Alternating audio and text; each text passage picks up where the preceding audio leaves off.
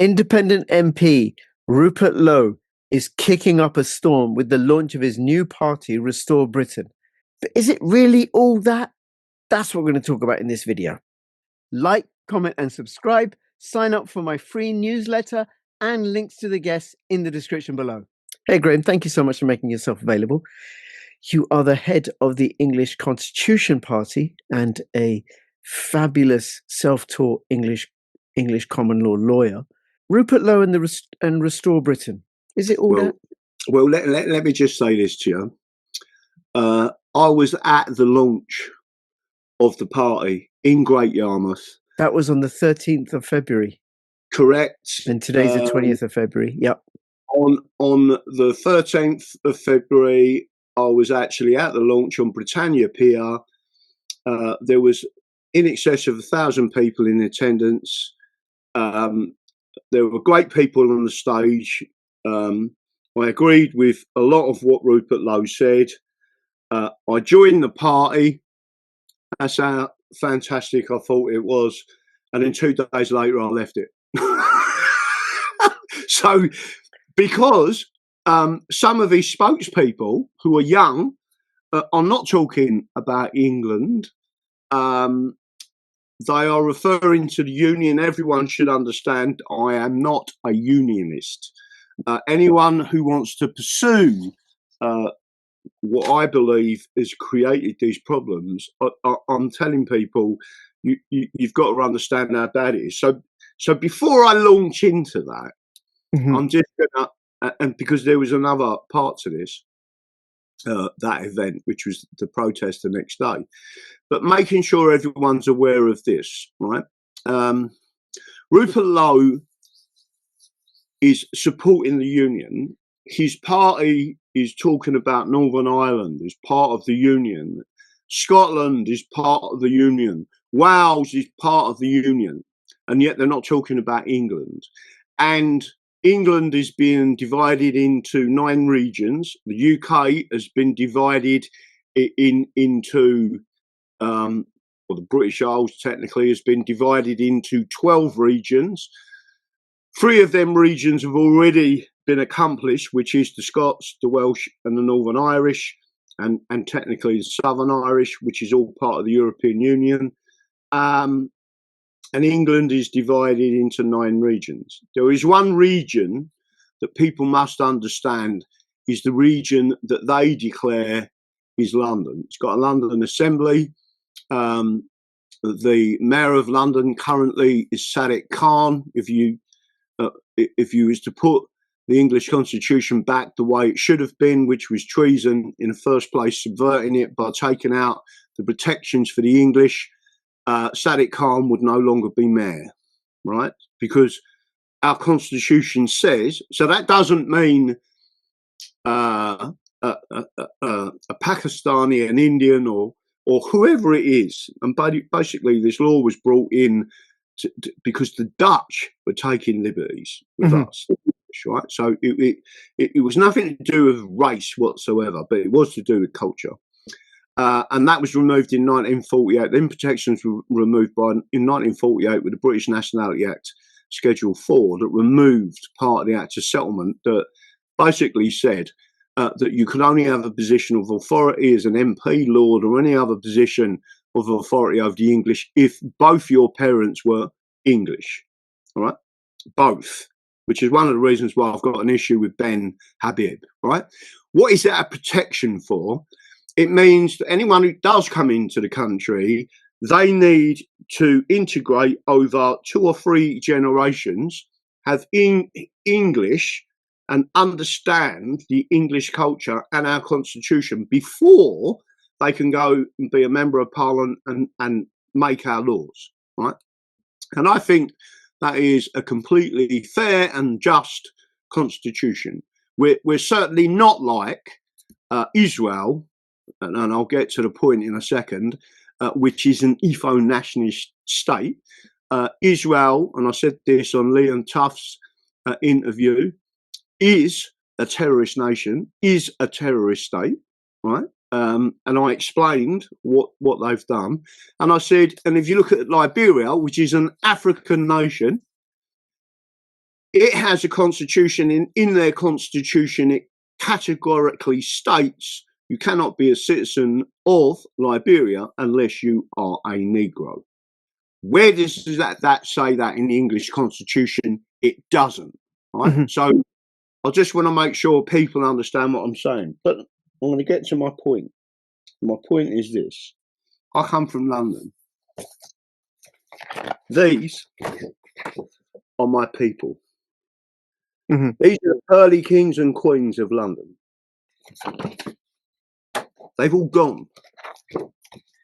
My culture, my people have been destroyed. London now is 36% white people. Right? Who decided to destroy my culture, my city, literally the capital city of England and the UK, right? Mm-hmm. So everyone should see this. To me, if I had gone to Pakistan, India, South Africa, or anywhere, even America, right, and imposed upon them a king and queen, I think the Americans would have something to say about it. Yeah, they certainly would. So again, these are normal, everyday, working class people from South and East London, the pearly kings and queens, right? So I'm just showing you this because I want people to understand where I come from, who I am. And when I start standing up and saying London is only 36% white now, right, or as they say, white British, most of the people have left, right? So there's many more of these. I won't go through them all, but they are our people. And the reason I show people that is I simply say, how would you like it? How would you like it? And by the way, they're doing this now. So they've regionalised England. They have destroyed England. Scotland is still Scotland. It still has a culture. Wales is still Wales. Its national identity, even though it is a region of the European Union, all of these places have got assemblies, the same as London. London Assembly should be taken out. The region should be removed if anyone is serious about what they're doing in politics today, right? So getting back to the conversation about Rupert Lowe, some of his younger spokesmen, only 24, Charlie Downs, started talking about the union and we are unionists. And not once did he mention England. Not once did he mention the region of London. Not once did he mention returning England to the English. Yet he mentioned the Scots, the Northern Irish, and he mentions the Welsh. But he will not mention the English, right? So I am quite passionate in what I feel about what's happened to the English. And bear in mind, we are the majority, right? So I went to the Restore Britain launch, and there was over 1,000 people there. Rupert Lowe received a standing ovation, right? Mm-hmm. He is, I believe, a good guy. He does talk occasionally about England. But the next day, there was a protest in St. George's Park in Great Yarmouth, which was fantastic because someone had gone around and put all the English flags up. Not the British Union flags, the actual English flag. And Rupert said, you know, where's the Scottish flags? Where's the Northern Irish flags? Where's the, right? I'm not interested in that. Great Yarmouth is in England, right? In England, I'm not objecting that a Scot would come along and put a Scottish flag up and wave his Scottish flag. I'm not saying that. But if you're in England, then you raise the English flag. And the Norfolk flag, because it is Norfolk. Norfolk as a county and a shire is really important. But this is the bit you're like. He then said, more or less, you should stop paying your council tax. I was like, so I've got all this on video and I'm thinking to myself, he then starts talking about rights. He then says it is your right to vote, but without going into the detail. It appears that he doesn't know the detail. What he could do with, and his team, is a seminar from me. He'd understand it completely, right? So it was voiced at the demonstration the next day. That was on February the 14th, Valentine's Day, that the councils had cancelled the council elections. They were saying these people are squatting in the office. What they should have said is they are illegitimate. They haven't been elected. If they're not elected, there is no taxation without representation. It says that in the English Bill of Rights. Article 8 says freedom of election. That's the two words, Article 8. It covers local elections, it covers national elections.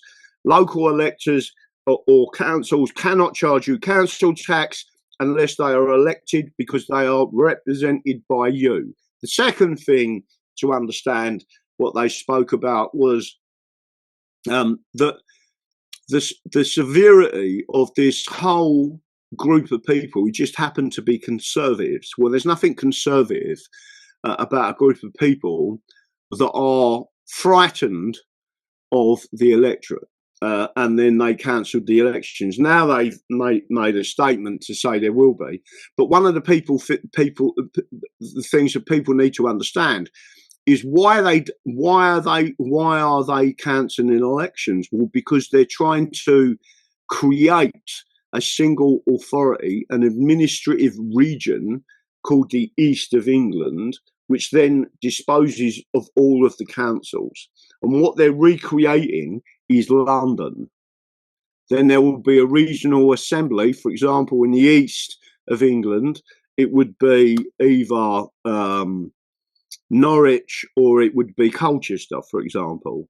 And they would make that the central hub and centralise all power to that area, but it is still subservient to the British Parliament and the European Union, meaning the ECHR. So there was lots of things that were brought up on that. But just to let your audience know, I did go there, I did join, and then I left. And the reason I've left is because none of them are talking about the full removal of every region of England, and that includes the region of London, right? So again, this is a conversation about Rupert Lowe, right? He has voiced, and he has 100-page, which I'm reading through currently, a detailed re-immigration plan. Detain and deport is the main function. He intends to stop the boats. He intends to deport all illegal aliens from this country. He intends to deport anyone that of any origin, of any colour, if you do not speak our language, if you disrespect our country, if you commit crime in our country, if you are accessing social housing, if you are receiving benefits, and if you are not a net positive to this country, you will be removed. But the primary thing that he's saying to people, and I agree with, if you was any part of the rape and torture gangs all over England that predominantly targeted white English girls, working class girls, and in your community you knew that was going on, and he gave an example. He said if the wife of a husband was sitting in her front room while the family men were raping a 12-year-old girl in the basement, expect the wife to be deported as well, right? And he also said if it was down to him, he would bring back the death penalty and the husband or the family won't be so lucky because we should hang them, right? So I've got no issue with any of that, right? Anyone who wants to protect children from the type of harm that we're talking about, which has gone on and the state has protected it because they're terrified of the word racism. This is all about Fabians. This is all about communism. This is, this isn't about fascism. Fascism, by the way, and fascism is on the left, not on the right. Anyone who says a Nazi is right wing does not understand in any way what fascism is. It is central control. And so is communism. There's a fag paper between them. They're both bad ideologies. If you read any of the English law books, well, actually, the Halsby's Laws of England, paragraph 1310, I think it's volume 8, under the Constitution, it specifically says that fascists and communists should be purged from the civil service. End of. Right? So that's the type of thing that now Rupert Lowe is pushing forward with. And so far, they've got 70,000 members. So to anyone listening to this, the reason I joined and left is because they're not pushing forward with the main. Bearing in mind, I'm an English constitutionalist, I'm an Englishman, and I want England spoken about. And if they're not going to do that, I can't join that party. It is they're in reverse of what I believe, and everyone should understand. If you void the acts of union, you go back to what's known as a common law union, not a statutory union, and we go back to being a brotherhood of nations where we all play nicely. That's it. Yeah. And for people who don't know, what you are talking about is a return to common law and all the protections that offers people in England and the sovereignty that it offers people in England. And it was the 1688 Bill of Rights in England was the basis for the American Constitution and the US Bill of Rights. Few things. Graham, thank you for all that. Right. A few things. One is in terms of they allowed the rape gangs to go on because of racism. I think that's a smokescreen. They allowed the rape gangs to go on because they were profiting from them themselves. Alex Craner, who's a regular guest on my channel, has done some work into this. And following the money, there's not only were they raping these poor white working class girls themselves, they were trafficking them to local elites and national elites. And the structures that they created for trafficking girls were also useful conduits for trafficking drugs, for trafficking money, for VAT fraud, according to the research that Alex Crane has done. And then this went all the way to the top. So I know that chief executives of local councils were complicit or actively involved, police officers. And the only way that I think that it could have carried on as long as it did is because they were being protected at some higher level, at the national level. I do not disagree with any of that. I do not disagree, but they're pushing forward. So I have said for a long time, everything that is going on currently in this country, and when I speak of country, I speak of England, is organised crime at the highest level, right? When they originally, and this was in the 70s, for the older members of the audience, they'll probably remember something called Operation Countryman, which was an investigation into the Metropolitan Police and corruption. It didn't go far enough. They should have been investigating the Lords. They should have been investigating members of Parliament, the judiciary. I personally know during a period in the 80s and 90s where a certain solicitor, which I won't name, was taking hundreds of thousands of pounds in bribes, paying the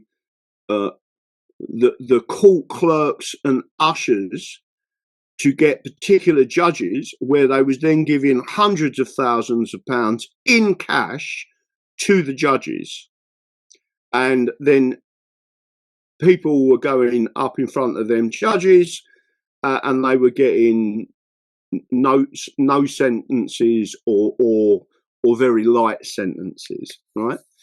And all of that was constructed after the 70s. It continued to happen, and it will proliferate, as I said, outside the Royal Courts of Justice when we prosecuted the returning officer for Runcorn and Helsby. Corruption doesn't cure corruption. The rule of law does. Yeah. And what we're seeing is a breakdown in law and order in a very big way. If you go back to the ancient laws of England, and they're still valid in the common law, King Alfred hanged 44 judges and ruined or exiled, whatever you want to call it, I think about another 200 judges. Right, so it's not out of character for the English to say, if there is corruption in our judiciary, we will deal with it, and deal with it we should. So I agree. I mean, some people are saying the media are and people are presenting the reason why they didn't go forward with this was because it was they was too frightened of being called racist. Absolute nonsense, I think. Well, all of the political parties, in effect, were buying Islamic votes, and they was doing it en masse and en bloc. There was particular ways in which they was doing it. There is a lot of money in politics. I mean, even if you, just to give you an example, if you get two MPs elected as a political party, you're then on for, this is not their wages, this is what the party gets. It's something like 150,000 a year. The Labour Party currently are getting somewhere like 6 million a year just to run the party, all coming out of tax money. The Conservatives are getting whatever it is. I don't know how much it is, maybe 3 million. The SNP, I think, are getting 1.5 million a year just to run the party.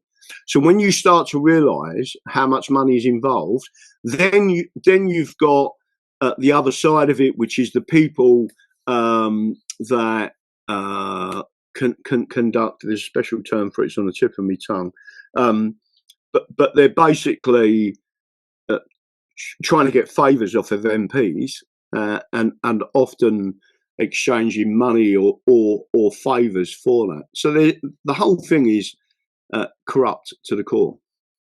Yeah. Now, I have a few concerns about Restore Britain. So one is I agree with the deportation of illegal immigrants.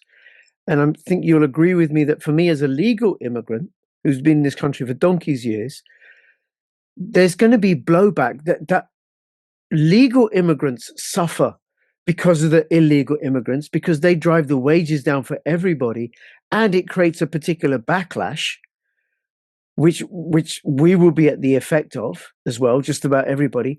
One of my concerns is the way that it's being done, is that how it's going to inflame passion and stew violence between communities. It's going to create divisions. They're shaking the ant jars with the ants in it.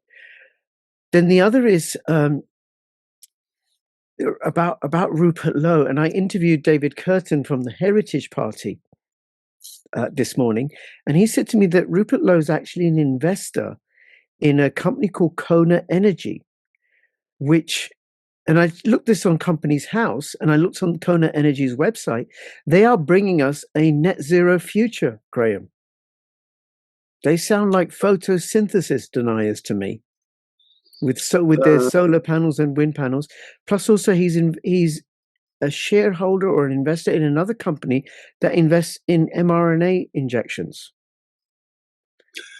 I'm like, oh, that's a little bit suspect. And he's made statements with regards to banning halal slaughter and banning kosher slaughter. Okay.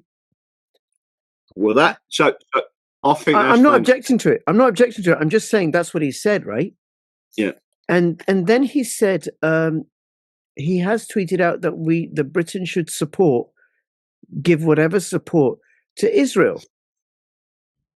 So those things, I'm a little bit like, wait a minute. Yeah, what he says about lockdown, absolutely great. There should be an open inquiry and accounting for, and the same with the injections, people being mandated to take them. Absolutely.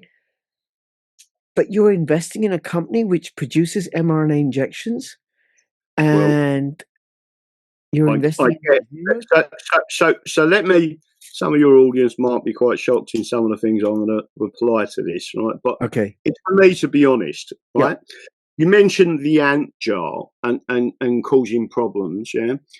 One of the first things they should do, Protestants, there was a Protestant settlement in 1688 and again in 1701. We should be returned our firearms. I can absolutely assure you there won't be any problems, right? Or if there are, they will be contained. If Protestants got their right to bear arms again, is that what you're saying? Yeah, okay. The people that Rupert Lowe is directing against, we need to rearm the people. That doesn't mean that anyone's going to come out and attack you or your family, right? But there are people in this country that are plotting against us, and they need to be dealt with. And I'm not talking about put them against the wall and shoot them. I'm talking about we need to pick them up and send them. I don't care where they go. Great. Out of this country. With regards to that, I completely get the validity of that argument, because when you were talking about the earlier on about people violating certain traditions and rules and everything, well, I know if I go to Dubai and I mess about in Dubai, they're going to kick me out, right? If I go around as a bloke in a dress in Saudi Arabia, I'm not going to last very long, right? And then in Mecca and Medina, non-Muslims aren't allowed to go into those cities. Agreed. Right, and they're doing that in order to preserve cultures. And I think I've said this to you. I'm from Pakistan. I would not want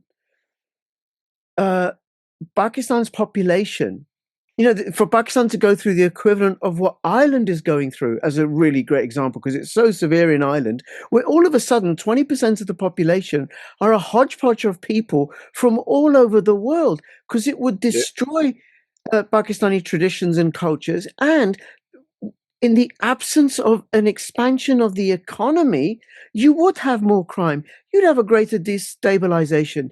I'm completely opposed to the UN replacement program, which is a document published in 2012, I think it was, by the United Nations, to bring in people in order to destroy European and English and Scottish and Welsh and Irish cultures and traditions. Because then what you're going to get are people who don't have any grip or understanding or appreciation of the English Constitution, common law traditions, and what that has provided to the world. Yeah. So one of the things you just mentioned there was the UN replacement policy, which is all in writing. It is there. There was a guy called Peter Sutherland. He's now deceased, who is Irish. He was the one who was implementing it. So when you look at what's going on in Ireland at the moment, it was an Irishman called Peter Sutherland. By the way, he used to work for Morgan Stanley, and he was, I believe, either a director or president of the London School of Economics, which is a Fabian University.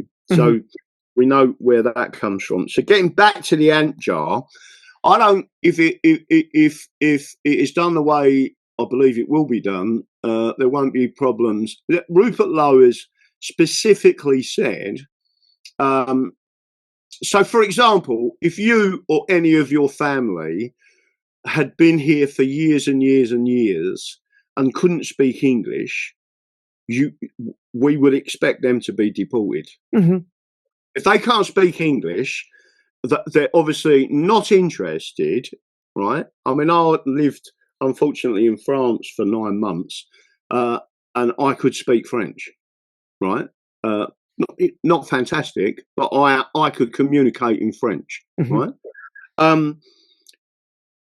So getting back to your second point, the energy, and I'll get onto the mRNA and Israel in particular. You already know I'm no fan of Israel. Yeah. Right? And there's various reasons. I'm not a Zionist. To me, the Bible is in opposition to Zionism. Well, you, Graham, you're opposed to I think you're opposed to imperialism. You're opposed to war, and you're opposed to the proxies of the City of London ruling over our lives. No, I agree. Yeah, And again, one way or the other. I mean, so remember that your audience should remember one. Funny enough, during the conversation with Liam Tufts, he said, "So how would you describe yourself?" And I said, "I'm an English constitutionalist, but I don't believe in left and right politics. Mm. What I believe is applying the rule of law and being fair, which is what the common law system is. It's the ultimate social justice system if it is applied properly, right?" So he said, "So really and truthfully, no one should not like you." I said, "No." But again, right? Let us know in the People comments if you like Graham. people are pushed to believe in things that are untrue.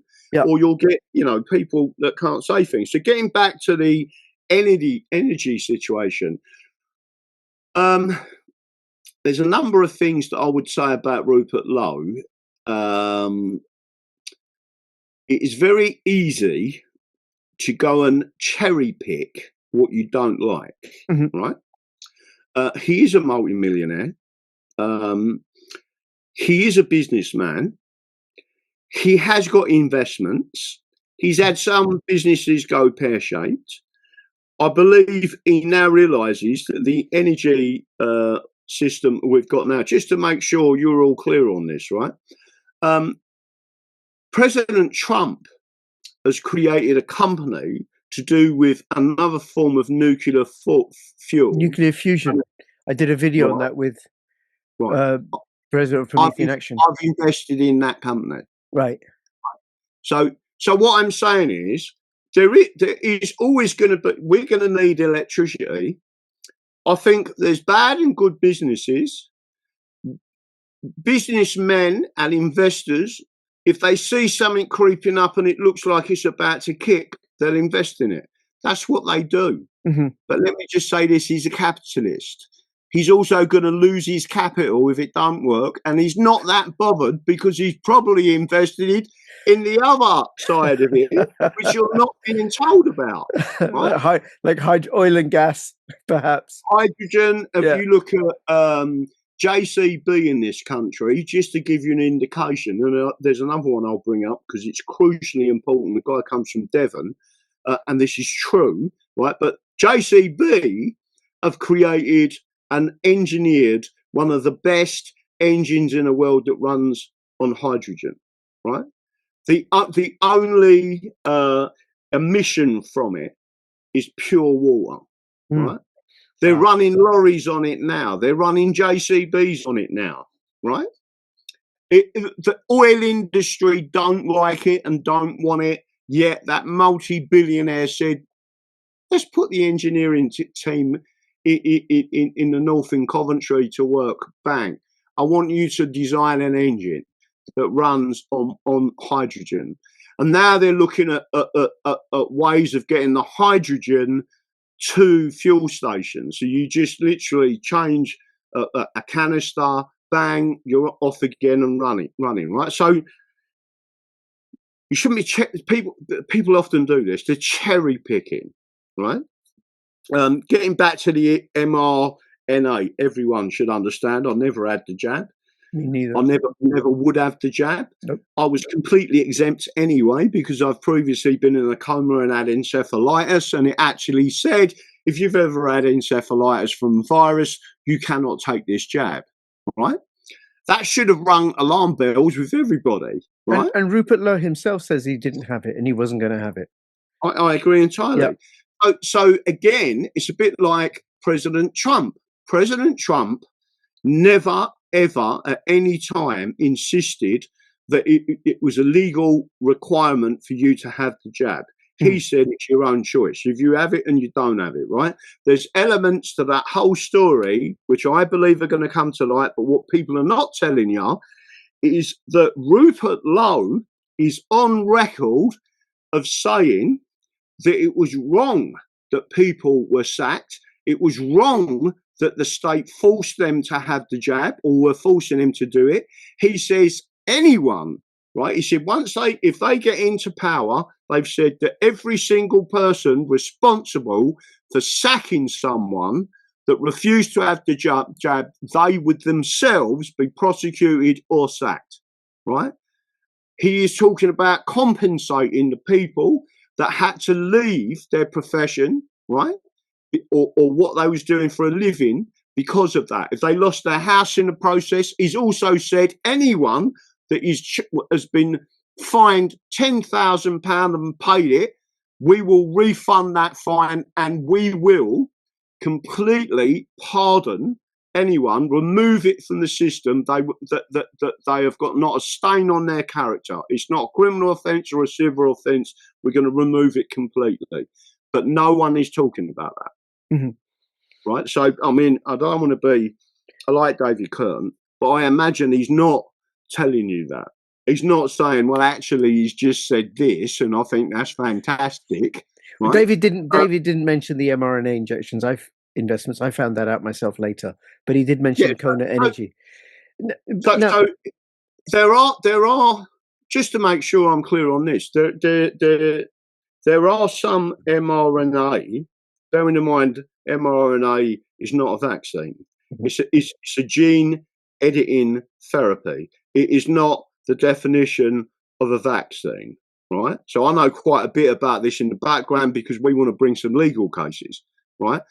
So the major point is there are some benefits to it, mRNA, but a lot more needs to be known and the truth needs to be told. You need to be told what the risk is. And if you don't know the risk, right, that means it's an experiment. You need to be told that as well, right? You shouldn't be lied to by a doctor. I mean, my sister, for example, was told, and bearing in mind she's now in her early 70s, she was actually crying at the doctor. She's got asthma. And the doctor said, why are you crying? Because she had to have the jab. And she said, because my brother said, whatever you do, don't have it. It's deadly. Don't have it. You'll get cancer. You'll get this. You'll get that. And the doctor said, what a load of rubbish. And then I said to my sister, by the way, after she got cancer, I said to her, why was you having it? And she said, because I had asthma. And they said, you must, you've got to take it to protect yourself, because I've got asthma. I said, all right. I said, did you know that asthma is one of the exemptions? So why didn't the doctor say that? Why was the doctor? Because they was being paid to do it, right? They was getting back. There were exemptions, genuine exemptions. How many women that were pregnant that were taking that jab and the women aborted? Yeah. And don't forget that jab is not just about the proteins that are building up in your body and causing clots, etc. They know that them proteins are attacking men's testes and women's ovaries. Yeah. So this is aligned, right, with depopulation. Absolutely. And that's the thing that people need to be told about. And the last point that you've raised, which I will speak about again briefly, is Israel, right? I was asked a question the other day by Liam, what do you think? and I might use an expletive here, so you might have to breathe it out. Go ahead. I was asked, what's your opinion on Israel and Palestine?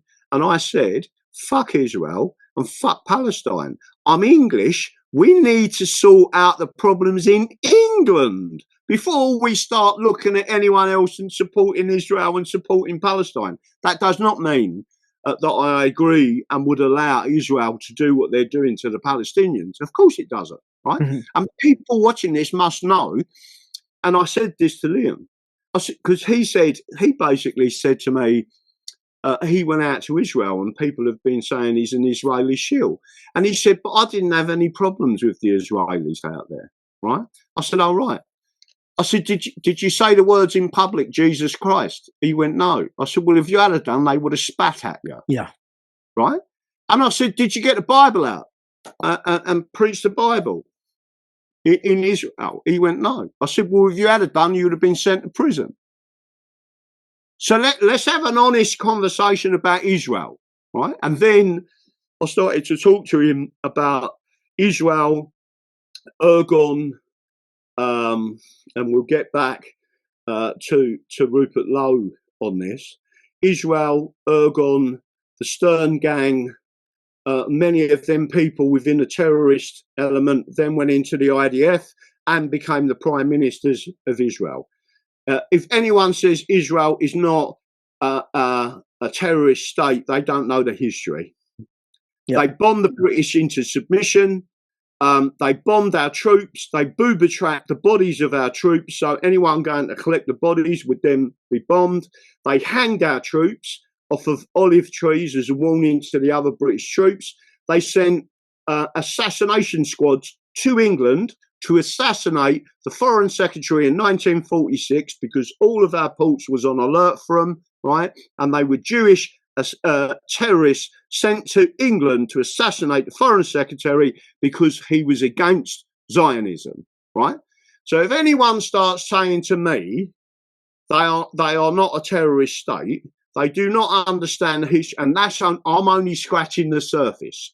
That's without talking about in Ethiopia where Ergon and the Stern Gang were throwing hand grenades, right? Jews were throwing hand grenades into their own synagogues to make out how dangerous it was around the world for Jews, and we need our own state, right? And when you understand, they did all of this. I even know Jawad Botma, right, who was convicted, he's Palestinian, highly intelligent man, and someone else was convicted in the 90s of planting a vehicle bomb outside the Israeli embassy, and he got sentenced for, I think, to 22 years, right? It was a complete and utter lie. The people who planted the bomb was Mossad. And the reason they did it was because they wanted to increase security and they wanted the British to pay for the security, right? And then they lined 2 Palestinians up and sent them to prison for a very long time. That is the truth. That's the whole truth and nothing but the truth. How do I know that? Because I sat in a cell with a guy in Belmarsh prison as a Category A prisoner, and we had a long discussion for days and days and days about how they had been set up.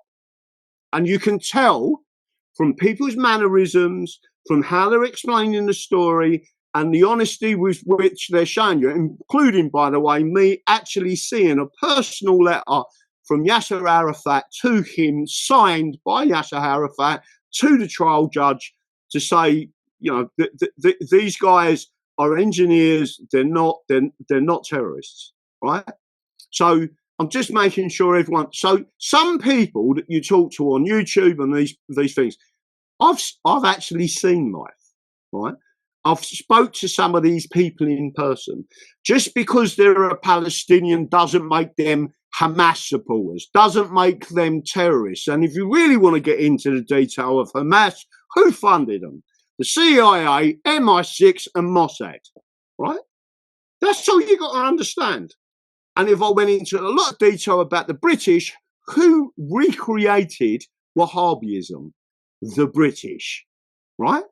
And then when you understand the whole history of it, all of a sudden people are looking and going, no, that can't be right. No, you don't want to believe it's right, but it's correct, it's right, and that's part of the problems we've got now. So again, all I'm doing, I always say this to people, it's not just the jihadists, there's the 3 J's. The Jewish mafia, they do exist. The Jesuits, they do exist.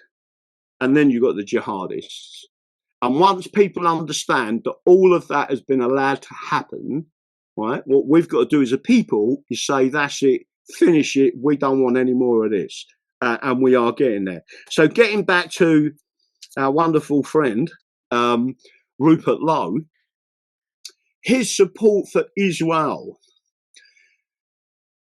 If you don't support Israel in politics anywhere, the Jewish mafia control virtually every country on earth, bar a handful. I've got personal beliefs on what's going to go on with Israel, and again, to take a lead on this, President Trump and the Board of Peace, he has gone against what Israel wants. Israel wants a single state of Israel from Jordan to the sea, or whatever their silly phrase is. The point being, President Trump has said, no, there will be a two-state solution. And I believe if Israel doesn't allow this peacefully to flow through and be that, I don't think it's Palestinians that are eventually going to be leaving that area. Don't forget, there's lots of Palestinians in Jordan at the moment.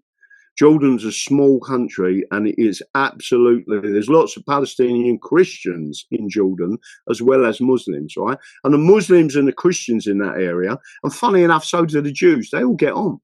It's the Zionist part. It's the Zionist part that's causing the issue, right? So there is a possibility that Israel may be moving to another area of the world, and I've got an indication I know where it's going to go, but I don't know whether I should say that on the show. I'm just thinking, where's empty?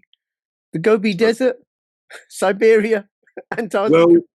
Well, it's funny you should say that. I think the first crack at what I'm talking about there was probably Ukraine, and Russia was saying, no, we're not having that, right? Just to make sure your audience are aware of this, there were a number of places that an Israeli state was being positioned for. People don't know this, right? And you can research this, Google it, right? It was actually going to be Uganda. Right. They was going to put Israel in Uganda, right? There was another place considered, and it ended up in the Levant, right?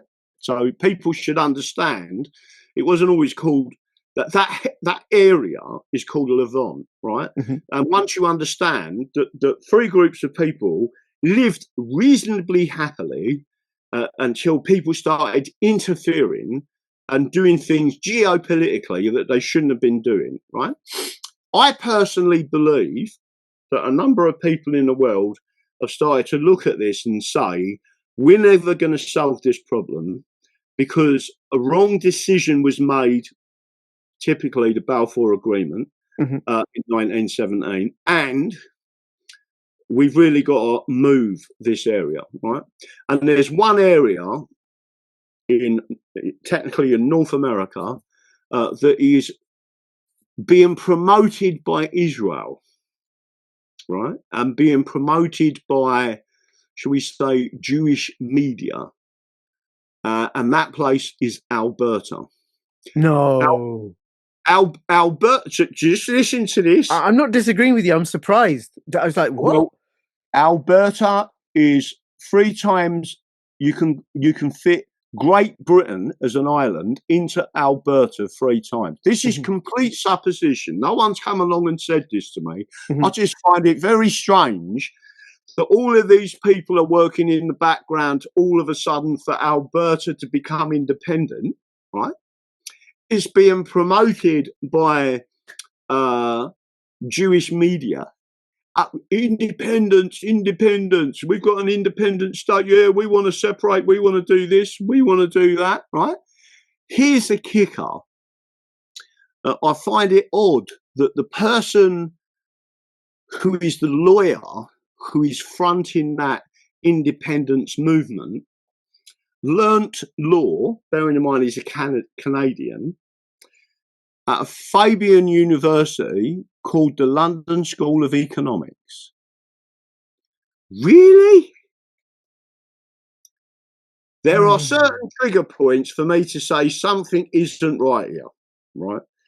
And then when you get, I think it's called Rebel News or Rebel Media, which is funded largely by big Jewish organisations that are out there promoting it, that are out there videoing the queues of people. Someone is paying for this communication to get these people there to sign the petition to leave, right? And like I said, there is one group of people by far in the world that will not allow England to become independent and to abolish the acts of union, and that is the Jewish people or Israel. Because if you abolish the acts of union, which is in effect abolishing the British Parliament, the authority for the Balfour Agreement, for the Palestinian Mandate in 1923, and for the petition of 1948 all stems from that parliament. So if you abolish the parliament, you abolish all three of them items. Where does that leave Israel? Israel's gone. Mm-hmm. So let me just say this: if there's any wonderful block voting from Muslims out there, right? Please vote for English independence. And we'll all erase Israel. Not just Muslims, anti-Zionists everywhere. Everywhere. Yeah. But the thing is, it's so simple, and people are like, that can't happen. And I asked someone who is a solicitor, I said, is what I've just said true? And he said, absolutely. He said that's why they would never allow it, and any sniff of English independence, not Scottish, not Northern Irish, not Welsh, England, right? Because if England rose up, bearing in mind there's millions and millions of us, right, and said, we want an end to this union, Israel's gone. Interesting. And I believe they need, right, a backup. It could have originally been Ukraine. They've said not happening, right? Or Russians have said not happening. And now all of a sudden the target is switched, not Uganda, but somewhere where they can be protected by the United States of America, highly likely Alberta. Interesting. Okay. All right. One other thing. Thank you for that detour into Zionism. One other thing about Rupert Lowe is that he's getting media attention. And one of the sort of rules of thumb that I have, the heuristics that I operate by, is who's not getting attention are the real radicals. And I include you in that, David Curtin, George Galloway, because you are threats to the existing establishment structure. And instead what they do, they offer us people like Nigel Farage, who I think is City of London now, right? Because he's changed on so many policies. And now Rupert Lowe is getting all this attention on, I don't know, on mainstream media. I don't know if he's been on BBC, but certainly on GB News. And they're talking about him in The Guardian. They're not talking about you in The Guardian or David Curtin, who's been around since 2020 with the Heritage Party, or George Galloway. They're not talking about him. No, he flies back into the UK and they hold him under the terrorism charge. So that's something else that has me be a little bit suspicious as well. So you already know, we refer to Nigel Farage as Benedict Arnold. Your American audience will know who Benedict Arnold was. He is the person who took 10,000 guineas off the British to betray George Washington. So he was a traitor, basically. That's who we regard Nigel Farage as. I agree he's getting publicity, but it's a bit like us in the background. One of the things, I agree with you, if you're not getting publicity, it's because you're dangerous. If you have your YouTube channels taken down, which I've had 3 times, they've removed it. Facebook removed it. Twitter removed it. People must understand that they're doing that not because you are dangerous to the people, but you are telling the truth, given a solution that they don't want the people to hear. Yeah. Right? I believe it's got to such a fever point. Everyone really does understand what was going on with these young girls. You've now got the Epstein files. Some of that, I believe, is a slight ruse and misdirection in some areas. You've got Andrew, but I did say, I might even have said it on this show, but I've also said it on my own. When King, not my King, Charles,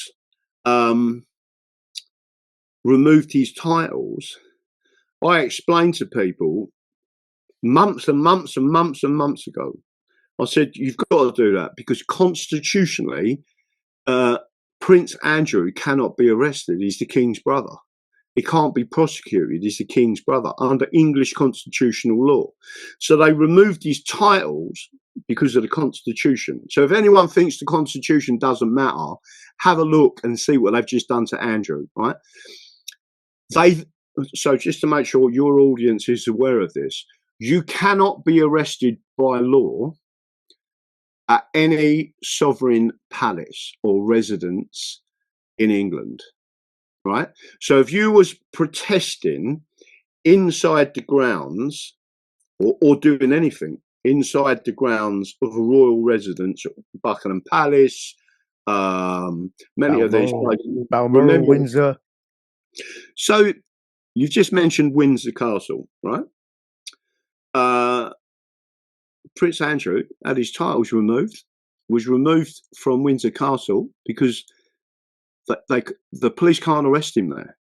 He was then moved to a location at Sandringham, right, which technically isn't a residence of the king, right? It's a private family home, and he's got a two-bedroom cottage there, which the police was allowed to arrest him at, right? That's why he was moved there. So he's had his titles removed. He technically is no longer the monarch's brother in law, and they've arrested him at Sandringham because they couldn't arrest him at Windsor. Here's the kicker, people. A very unusual second state visit by President Trump. Where did he go? Windsor Castle. They never went anywhere else.